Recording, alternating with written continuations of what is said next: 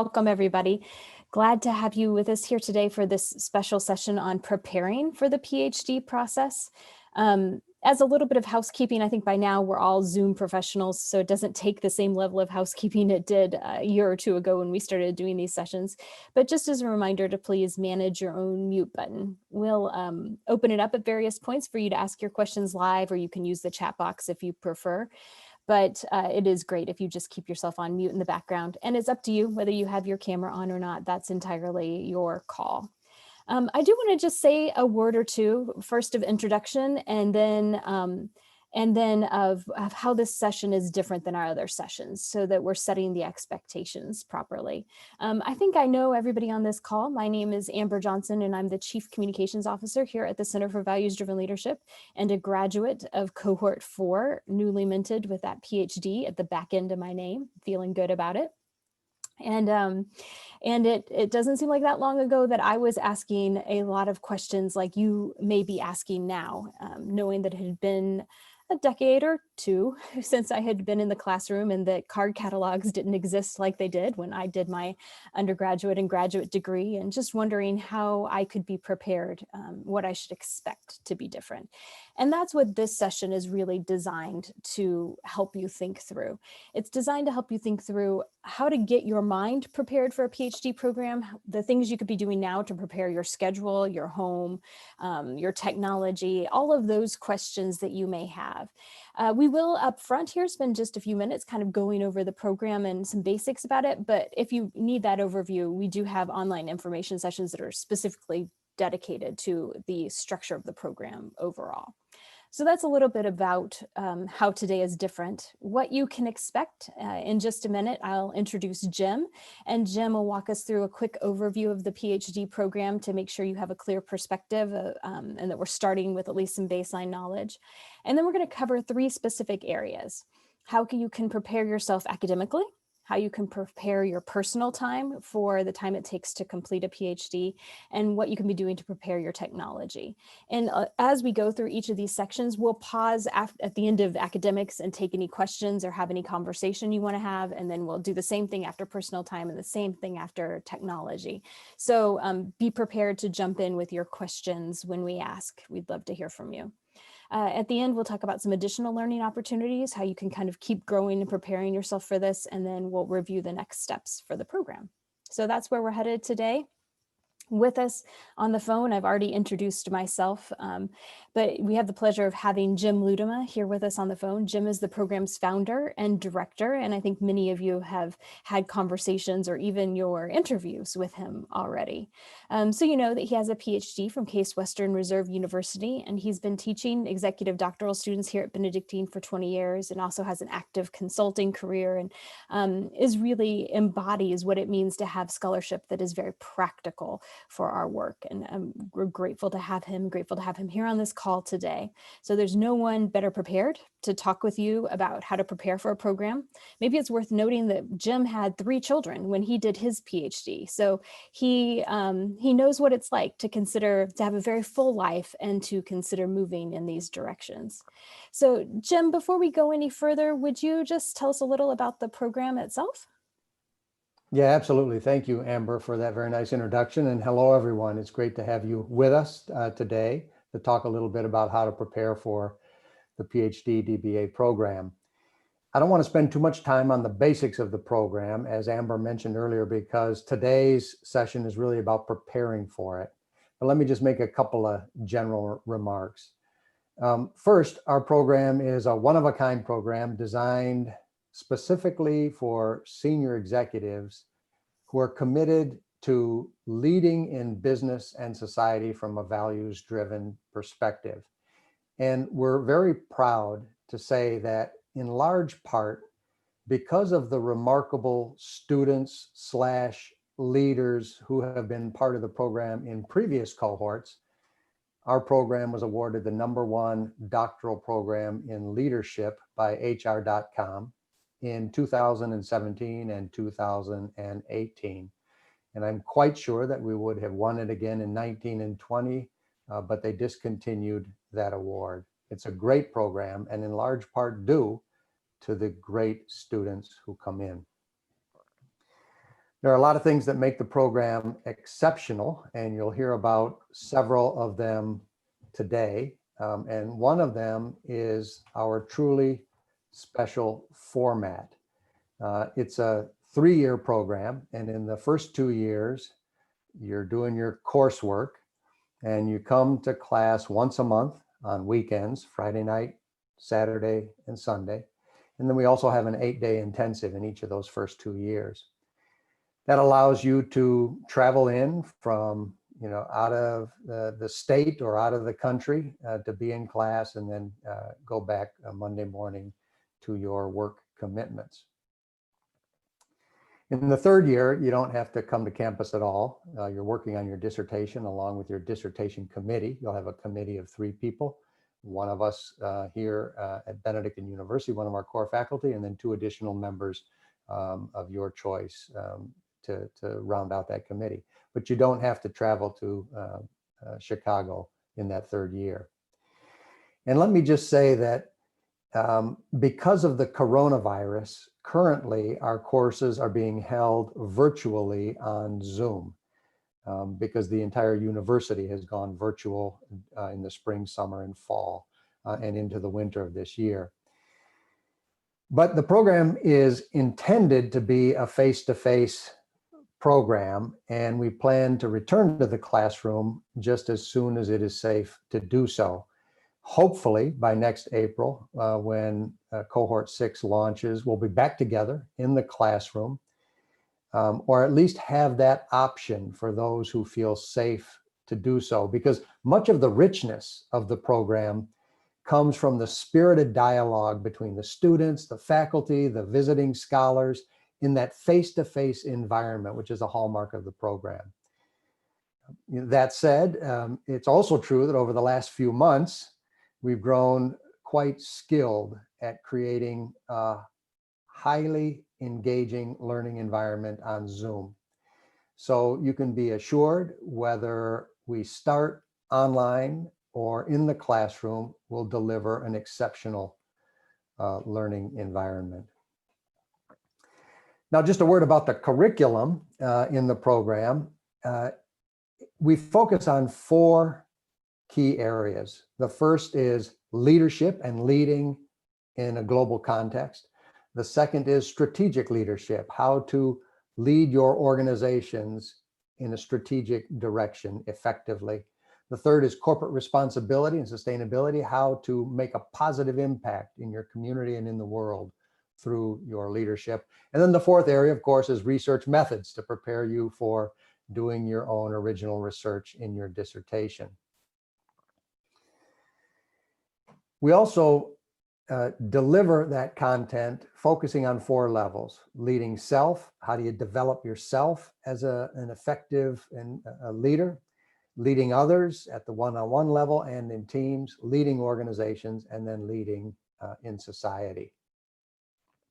And part of the reason that our classroom conversations are so rich is because the overall curriculum is both academically rigorous, connecting you with the world's best research and visiting scholars, and also practically relevant. That is to say, it's delivered in a way that allows you to apply that research and that knowledge that you gain in the classroom to your leadership on Monday morning.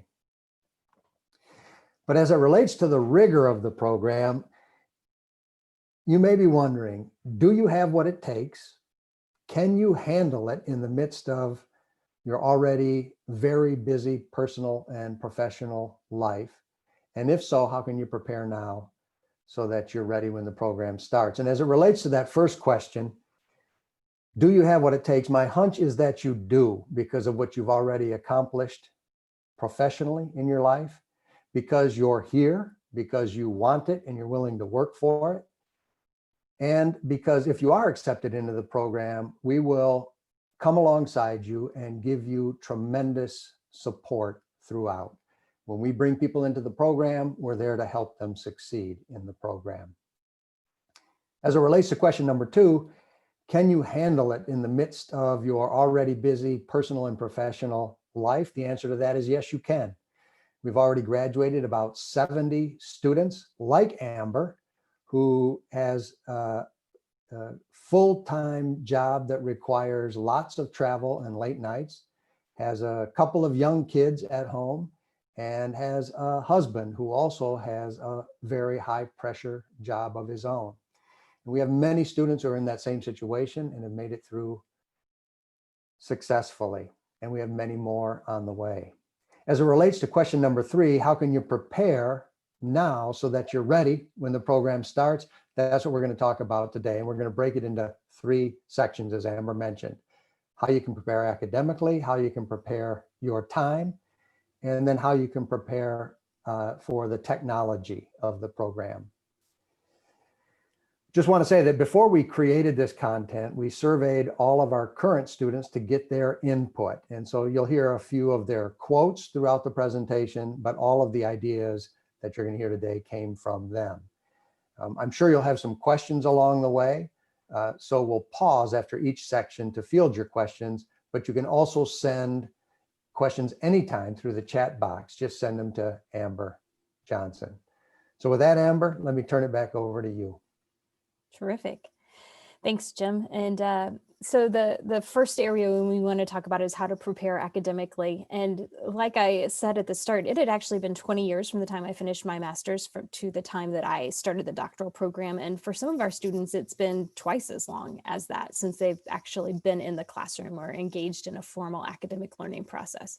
And so as Jim said, we do a lot to help you get prepared, to make sure that you know how to approach academic writing and can really get started. And so in the early months of the program, one of the first things we do is get you a writing coach.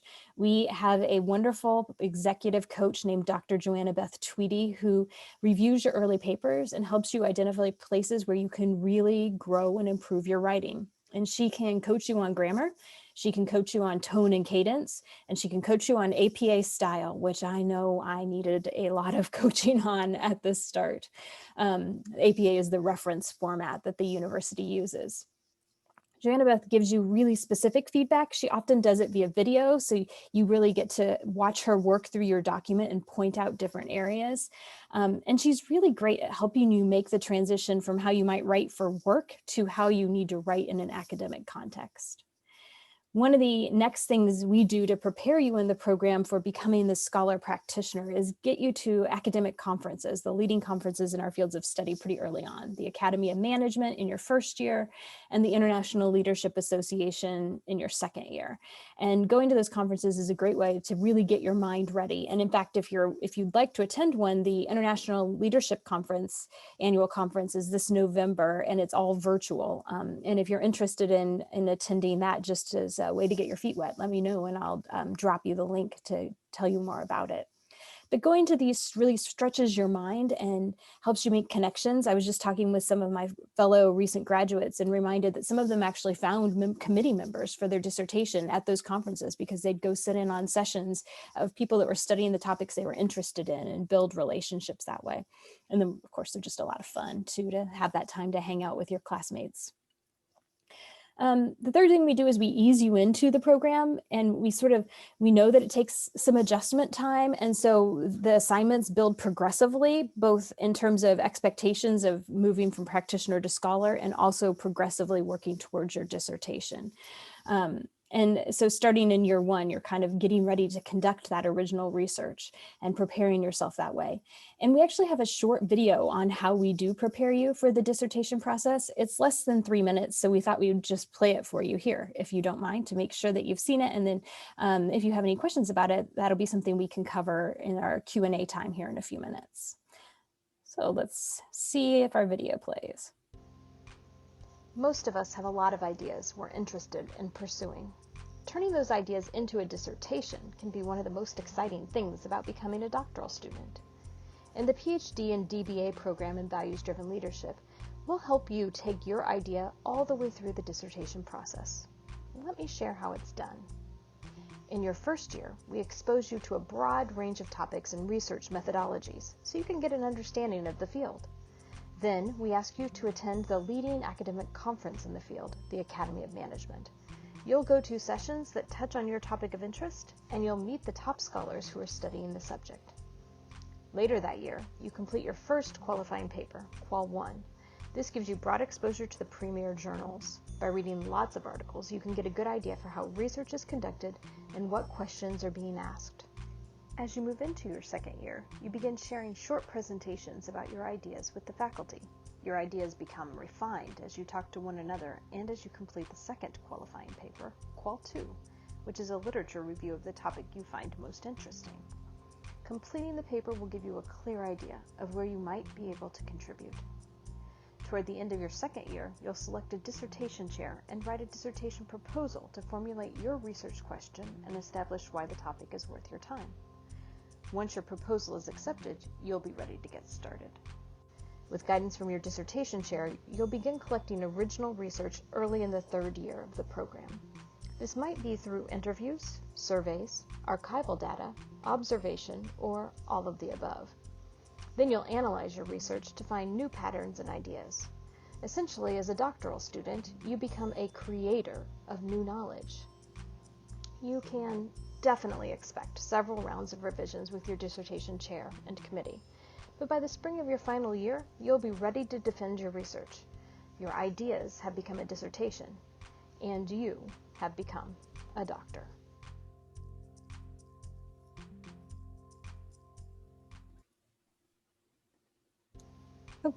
Most of All right. We hope that kind of answers your questions on how the process works. It's almost faster to have you watch the video than explain it. And Jim, I think we have a couple of more things to say about how they can be preparing now. You bet, Amber. And thank you for that video. It's a great piece of work. If you do want to start preparing academically, here are a few suggestions from our faculty and students. First, start writing now. If you know that writing doesn't come easily for you, then work that muscle by writing anything.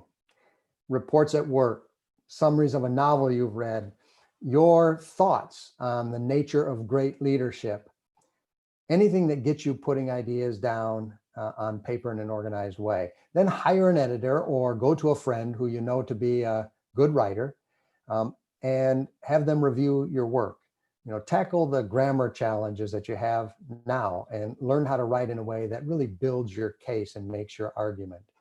It's a skill that you'll be using throughout the doctoral program. Second, get familiar with journal articles, which you may be able to access through your online, through your public library. If not, let us know and we can send you a few samples. I'm going to just hit the chat button now. Here are a few journals you may want to consider.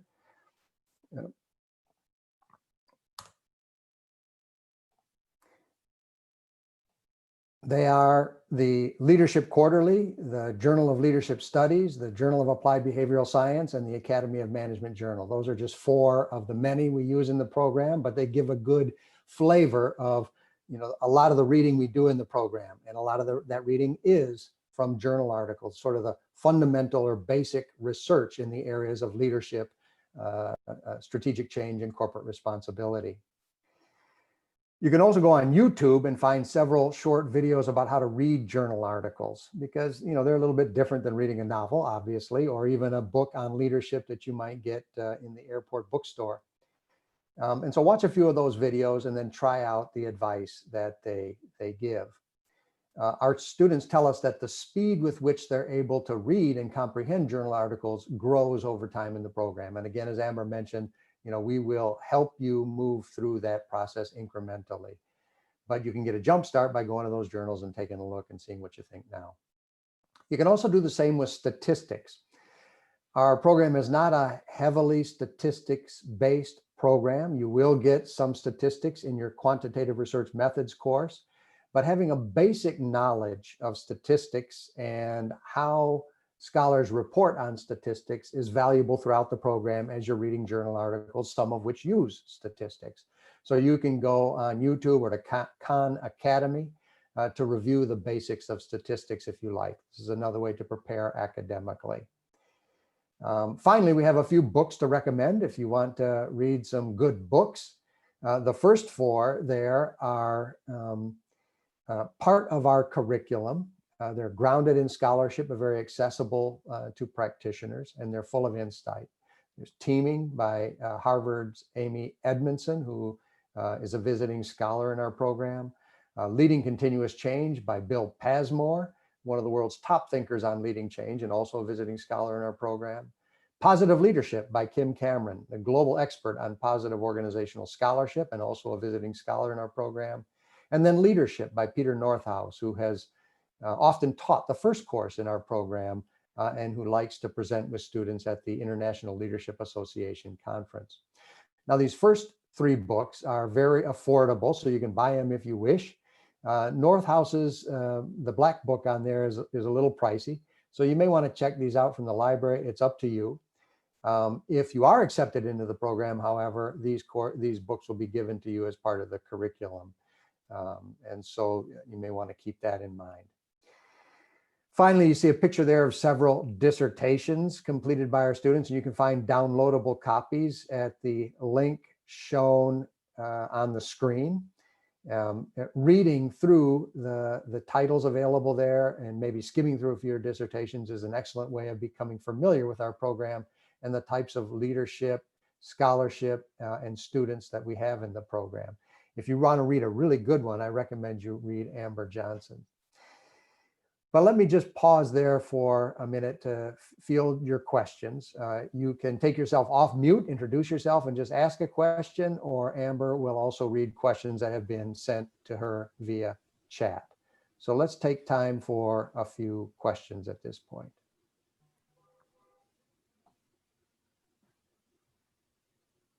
Hello, Jim and Amber, it's Axel. Thank you for having this session today. I just had a quick question as you were going through kind of the track of folks coming out of this particular PhD program. Could you give me just a snapshot of what people usually use this for, where they typically go when they come out of this program? Because I do know every school and every program is different and tailored to different folks with their specific mission as they come out. Yeah, you bet. Hi, Axel. It's great to have you here. I would say that about 60% of our students stay in leadership positions in their organizations, whether it's in business, a nonprofit, the military, at university administration, whatever the case may be. Right. Probably another 25% of the students sort of transition into some kind of combination of teaching and consulting. Maybe they've been in corporate for a long time and they now want to move into a consulting career and also do some adjunct teaching at universities. Maybe that's 25, 30% of the students. And then the rest go into full-time academia. And we have a number of students who have gone into full-time academia, both at research institutions and at more teaching level institutions. But that also is an option. And we have a number of folks that have done that. Okay, awesome. Thank you, very insightful. You bet. Jim, this is Bob Bigland. I had a question for you regarding the research question and the research focus, because it looks like that is getting established relatively early in the process. What's the typical progression of that, and how much do you see those questions evolve over those first couple of years? Yeah, that's a great question. And you're exactly right. They do evolve over a couple of years. And Amber touched on that a little bit. But even when you apply for the program, we ask you to write down what are a few of the ideas that you're thinking about for your dissertation. So already in that process, we're starting to think about it. We talk with you about that during the interview. But then once you're into the program as well, as Amber mentioned, we have, I think in the first year, 2 specific weekends where we dedicate to having students present their dissertation research ideas and get feedback from the faculty and from the other students. And then I think in the second year, we have 3 of those opportunities. And so we're continuously talking about your topics and helping them evolve and giving you feedback and input into those. Meanwhile, you're writing that Qual 1 paper in the first year, and you're becoming familiar with the top journals in the field, a real broad look at what are the top scholars writing about, how are they writing about it, what are the key findings they're finding over the last 3 years in all of these top journals. And so that helps you sort of say, wow, I never thought of it from this angle or from that angle, and begin to sort of evolve your thinking that way. And then, of course, in the second year, you do your second qualifying paper where you do a deep dive into a topic that you're interested in and probably want to do your dissertation on. But again, that's an evolutionary process. Then the third piece that factors in there, well, I guess it's the third out of four, is that you go to the Academy of Management conference in the first year of the program and the International Leadership Association conference in the second year of the program. And at those conferences, you're going to sessions in these topic areas that you might be interested in for your dissertation. You're meeting the world's top scholars, other students, other practitioners who are working in those areas, and that helps you sort of evolve your thinking. And we have dialogues with the faculty and student at those conferences as well. And then the fourth piece is obviously the curriculum itself. And this happens frequently with students, that they may come in with an idea, but then they take a particular course and just something really stands out to them and says, yeah, this is where I really want to go. I didn't even know this existed before I came in, but this is where I want to go. So all of that evolves. And we as faculty work with the students to help that evolve. And one of the things that I love most, and the other faculty do too, is finally getting to that point where a student just says, yes, this is the topic that I'm interested in. This is the topic that I want to dedicate the next year, year and a half to doing a dissertation on. I'm passionate about this. I love this. And I really want to make a contribution in this area. We pride ourselves on that. We're not one of those programs where I have my research agenda as a faculty member and you have to work on my research agenda. It's just the opposite. We help you and we hope you will find soon, and we help you find that topic that really turns you on, and then we help you be successful in that area. Thank you. You're welcome. Yeah. Any other questions? I do have one more. I shouldn't say one more because I may have others. A quick question on just logistics. I know it's hard to say what 2021 will look like now in terms of, you touched upon it, Jim, in terms of being virtual. What is the level of flexibility given, if children are involved and schools aren't open in certain states, and just all of that in terms of traveling, I guess committing to something that obviously I personally would love to be there in person, but with the uncertainty in the air, it's hard to say all the way, is that even possible? We don't know at this point. And so I'm not actually expecting a clear answer back from you all because it's uncertain for all of us, but is there a level of flexibility that is opening up now in your just perspective in terms of, for those that cannot join, there will be a virtual option until everything settles down and everything is fully opened? Or what's your perspective there as of today, I guess, would be my question. Yes, absolutely. There will be a virtual option until things settle down, until we feel like we're, until everybody feels like they're safe. And here's the way it works, is that currently we're fully online because that's what the university has mandated, and that will be true through the winter quarter, which ends in March. Okay. However, the next option is what we call the high flex model. We actually call it the Ben Flex model because it's Benedictine University. And that's a model in which we as faculty need to be prepared to teach face-to-face with those students who are comfortable coming to class, and teach and have the students who are not comfortable coming to class, whether it's because of children, whether it's because of their own personal health, whatever the case may be, whether they don't want to get on an airplane, they can stay at home and come in via Zoom. And so it's sort of like a blended model. And, we'll be doing that until, a vaccine is readily available, people have it, the coronavirus goes away, whatever the case may be. We'll sort of operate in that high flex modality once that's possible. Okay. So yeah, and we're 100% committed to working with students to make it work, because we put their safety first and the safety of our community and our university community as well. Okay, thank you for that. All right, let's move on to our next category of how to prepare, which is talking about time. This is when I talk with prospective students. This is really the area that people have the most questions about, because you know you want to do this. That's what's led you to this call. But the question is, can you make it fit in your life when you already may feel like there's not enough spare time to go around? And if you've attended our information sessions before, you know that every year we poll our students to see how much time the program requires of them. And they tell us it's between 15 and 20 hours a week, with some weeks being less and a handful of them being more. We also ask them how they make that time possible. And every person kind of has a different strategy.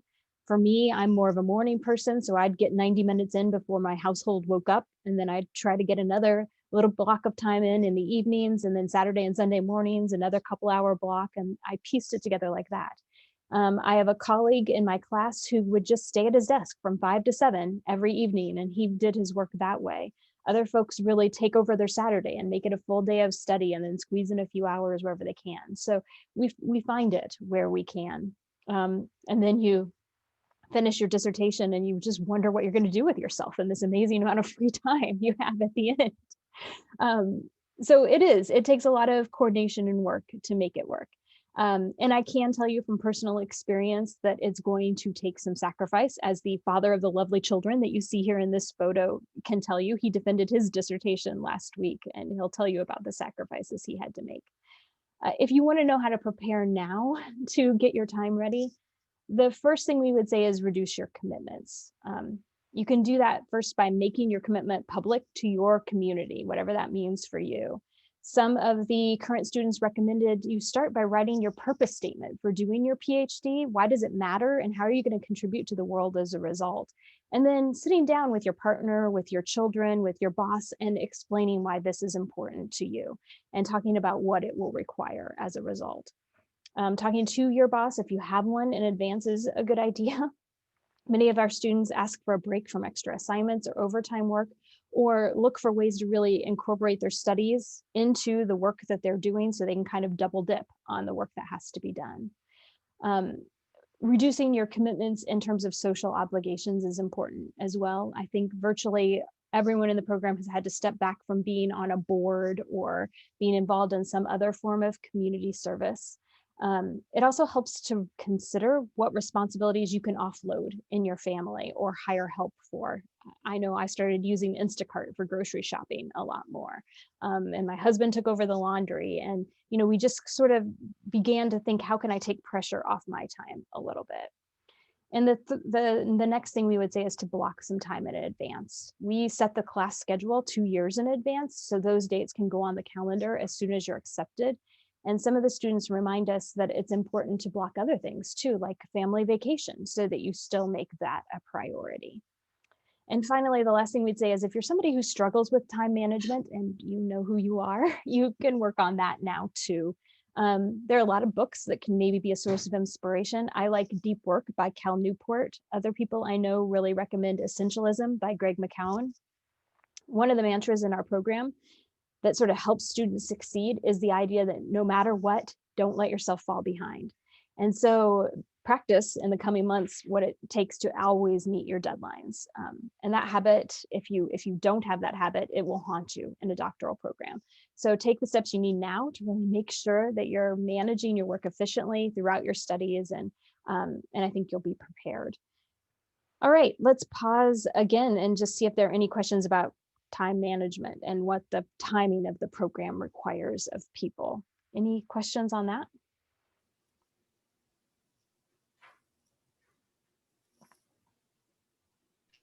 Hi, my name is Yolanda Bryant. Thank you, Amber, and thank you, Bill.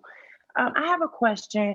So the weekend classes, can you just give me a time frame for Friday, Saturday, and Sunday, please? Yeah, absolutely. Jim? Friday night from 6:30 p.m. to 9:30 p.m. Central Time. Saturday from 9 a.m. to 4 p.m. Central Time. And Sunday 9 a.m. to 4 p.m. Central Time. Yep. Thank you very much. You bet. The vast majority of the classes go that way.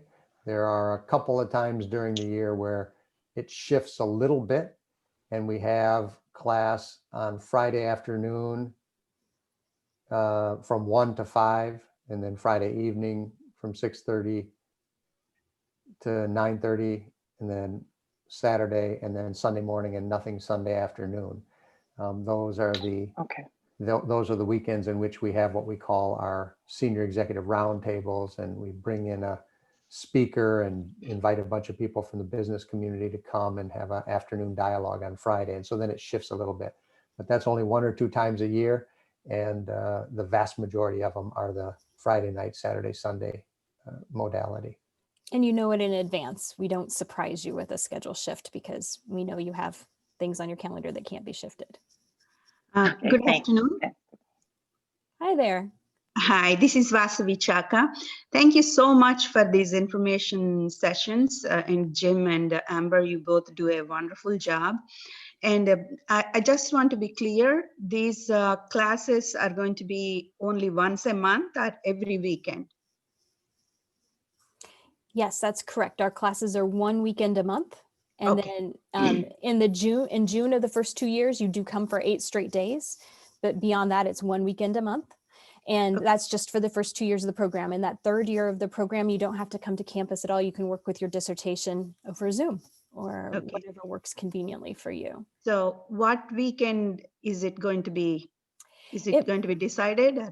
Yeah, it varies a little because, holidays pop up and those sorts of things throw off the schedule, but we do have a calendar. And so I'll try to remember to send out a calendar link as a follow-up to this so that everybody can check out those dates. Okay, and I did send a email to you requesting an appointment to talk to you one-on-one. But you also mentioned some of the people already talked to Jim. Is that before you submit the application or after you submit the application? Great question. We'll talk a lot about the application right at the end, but once we have your completed application packet, so that's, the application itself and your transcripts, your essay, your resume, and your letters of reference, once we have those all together, then it goes to our faculty admissions committee and they decide if they want to invite you for an interview. And then if they do, we schedule an interview, and interviews are always done by Jim and one other faculty member. Right now they're happening over Zoom, of course. And so those are the conversations. Several of the folks on this call are already admitted into the program and have accepted that spot and will be starting with us in April. And then several others are in various points of considering or completing their application packets.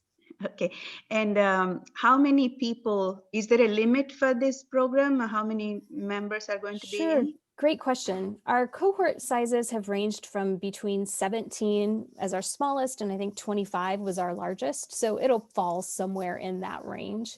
Right now, we're about 25% full if we take the high number there. So we're expecting this. Still opportunity there. There's still opportunity, but we're expecting it to be a full cohort.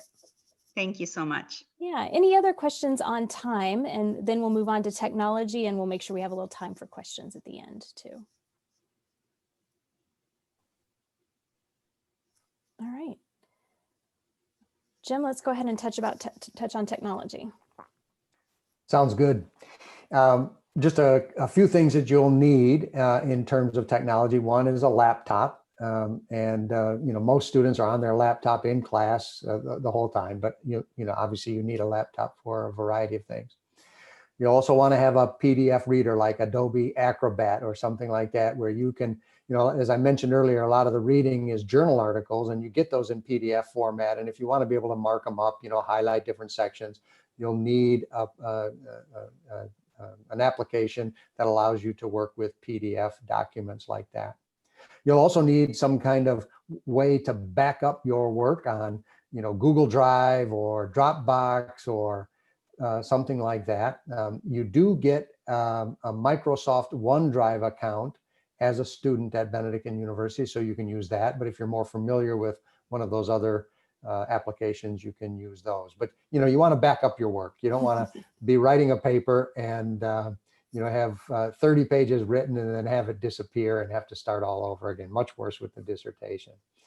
And then obviously we do a lot of communication back and forth by email. So you'll need to have an email account. You will get a Benedictine University email account, and we are required to communicate with you via that Benedictine University email account, but you can also have that forwarded to another account if you prefer to do that.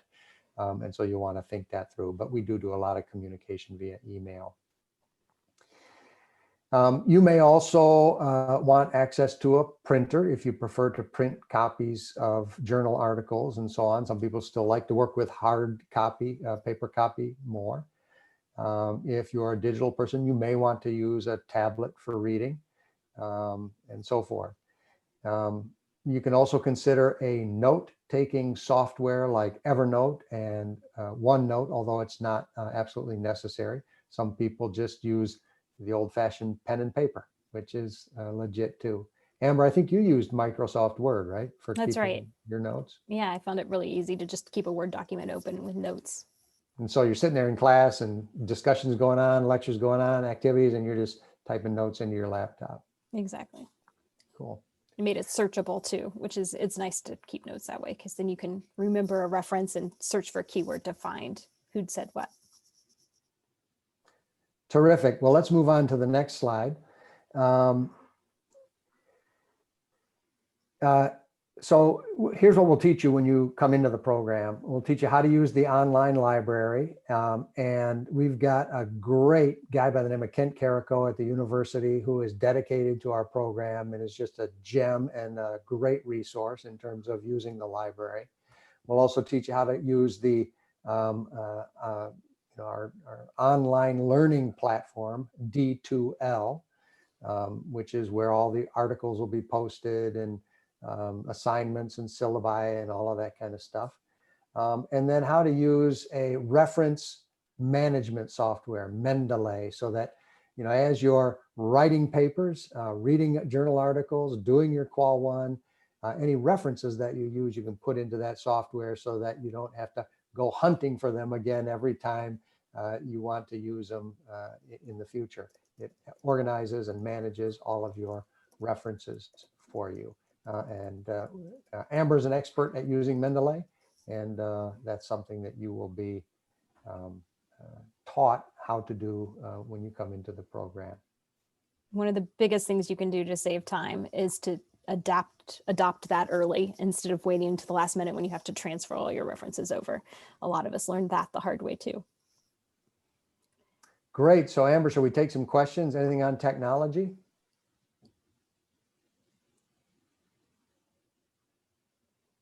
One question that came in, Jim, do people need the Microsoft Office suite?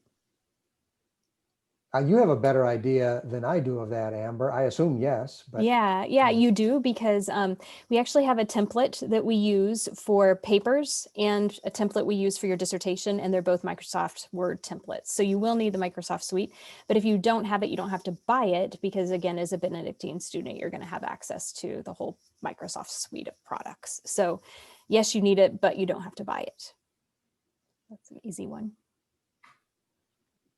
Other questions I on have technology? a question really quick. Yeah. With the tech, I got my master's there at Ben, and so I've had an email, and I'm used to the D2L system. Do we have to wait until we get accepted into the program to restart that again, like fully accepted? Yeah, you have to actually be enrolled in classes, I think, for that to be reactivated.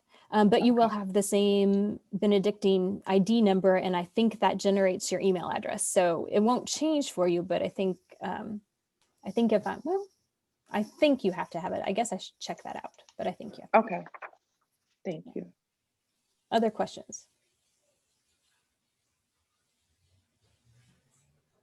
All right. all right, Amber, back over to you. Yeah, this is a technically competent group. Okay, as we wrap up, I just want to share a little more advice that came from our current students. They wanted you to know to come into the program with an open, positive mind, feeling prepared to learn and engage with others. As you know, this really is a cohort program, and that means that you get to know your fellow students really well. That was where some of the most richness of the program came from me. But, like anytime you're around a group of people, there can be difficult moments. There are times when everyone's just so busy that our personal life conflicts with our academic work. And I know that I felt better going into the program, anticipating that those moments would eventually happen. Because then you're not surprised when you hit up against them. So preparing for moments where it feels challenging, moments where it feels difficult, moments where you feel like there's a lot of work to be done. going into it, knowing that'll happen and keeping that open, positive, prepared approach can really help you. Another current student, and I love this expression, said to honor your accomplishments, but be willing to admit the oceans of ignorance we all carry. Isn't that a great phrase? The oceans of ignorance we all carry. And I think what this person really means that as executives of people that have climbed our ways up in our careers, we can often be used to feeling successful, be used to feeling like we have things under control. We've felt prepared for a long time, and entering a doctoral program will really quickly remind you of everything you don't know and how much you have to learn.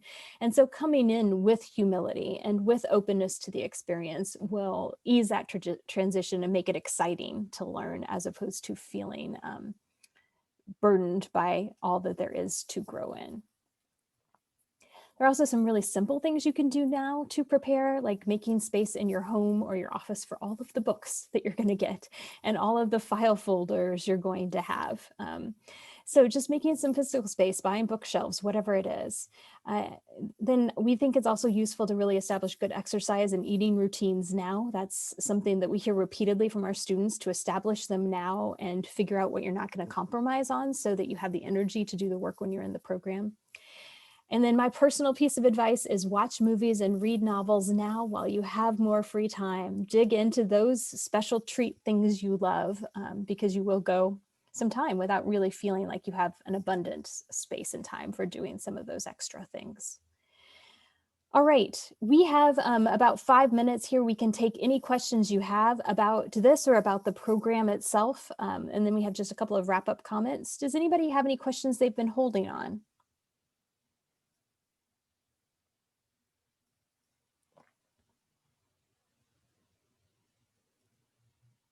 I know one question I've heard, are there hotels the university recommends? That's a good question. There are, all of the big chains have hotels within 5 or 10 minutes of campus, and we have a handful. We can send you a list just to help you narrow down that process. People tend to go with wherever their points are at, wherever, so you pick the one that works for you. And what we find happens over time is you build relationships in the program, and this group becomes the Marriott group, and they have breakfast together or a drink at the bar, those sorts of things. And this group becomes the Hyatt group. And it sort of develops to little communities around the hotels you choose. But there are several available in the area, and many of them have Benedictine rates to make it affordable too.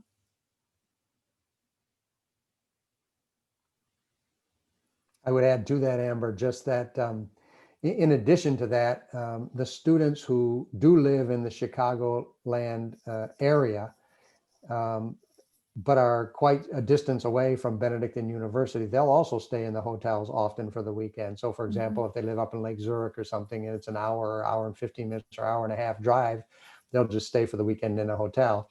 And the students who live close to Benedictine University in Naperville or Lisle or surrounding communities, they often serve as hosts for social events.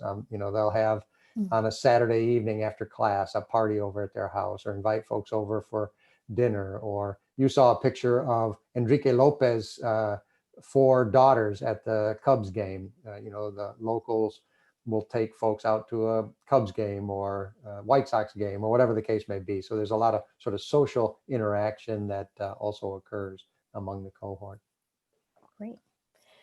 And one more practical question. What do students do for lunches on class weekends, Jim? Lunches on class weekends, typically there's a variety of things they do. There's one or a couple of students will cater in food. So they'll bring in lunches from Panera or from, Subway sandwich or whatever. And then anybody who wants to can just, order in that way. Others bring their own food.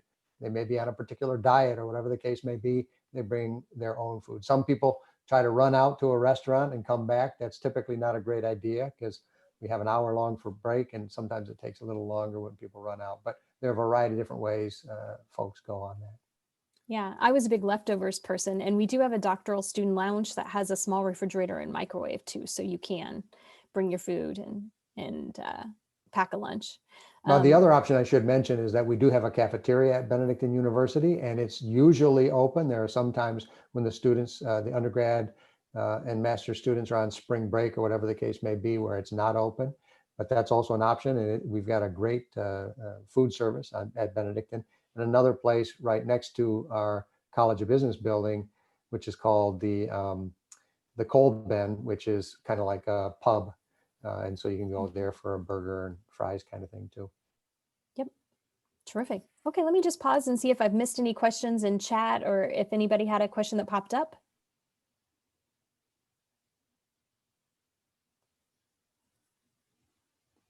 All right. Jim, tell us how we can learn a little more. Yeah, so if you do want to learn more about the program, and I encourage you to do so, go to our website. It has got everything you could possibly need there. You can see on this page, cvdl.ben.edu/doctorate. There's an overview of the program, the curriculum.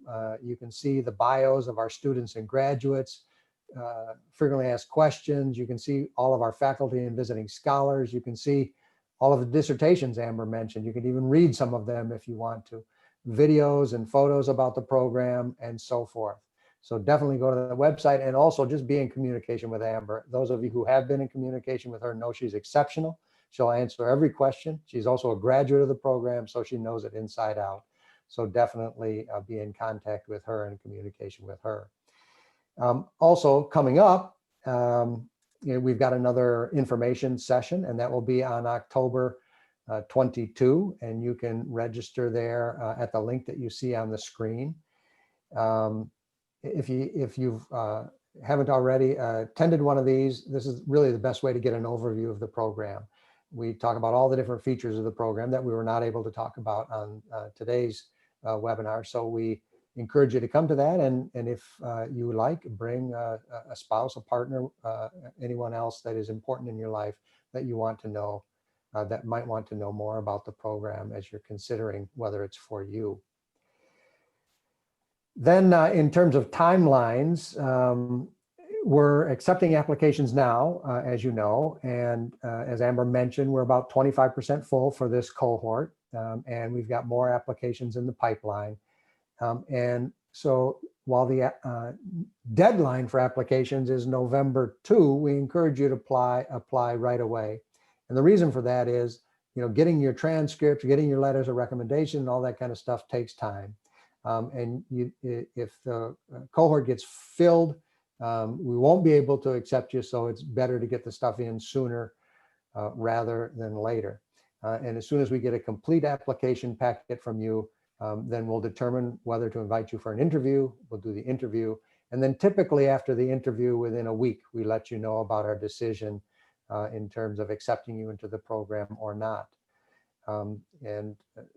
We do that so that, it's resolved quickly and you can begin to prepare if you're accepted into the program. We do continue to accept applications until the cohort is full. But again, if you want full consideration while the cohort still has room, get it in sooner rather than later. And of course, the program begins on April 8 with our orientation weekend, and that'll be a fun time of getting to know you and you getting to know your new cohort and us, among other learning opportunities.